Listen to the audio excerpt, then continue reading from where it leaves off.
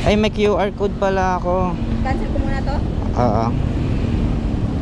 Ba't na-cancel?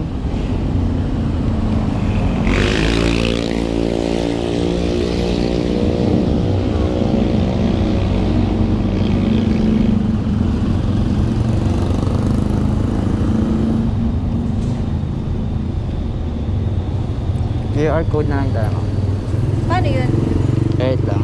First time ko lang mag-QR code eh. Kaya na-cancel.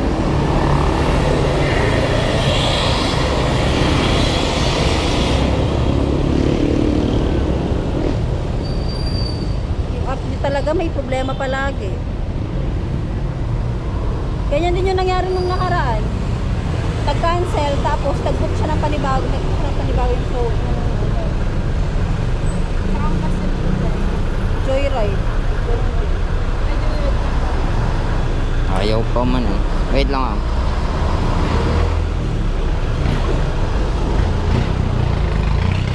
Ito si Murphy. Oo. Kaya nag-cancel. Wala ko kinancel ko yan. Nakita mo. Tumatawag pa nakalagay. nga ako eh. Nakita mo sa ano, your driver cancel your booking. Kanina rin eh, di ba?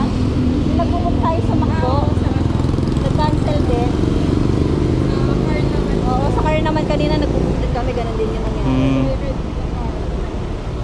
Baka hindi niya yung kinancel, ano? Kasi sa app talaga. Ayun. QR code niya ma'am. Paano gagawin ko? Tignan niyo sa QR code. Wait. Hindi ko alam dito eh.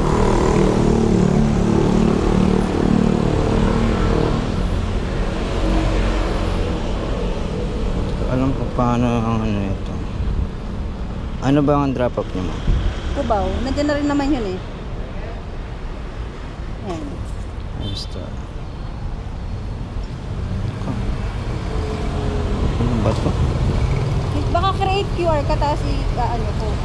Mag-i-scan lang ako eh. Wait. First time ko gagamitin ito eh. Eh, wala naman QR. Dapat meron dito create QR eh. Oo. Ba't yun? Accept mo na lang kuya. Papasok naman yan, di ba? Try natin, sige ba? Mamaya kasi iba pa sukan. Oo.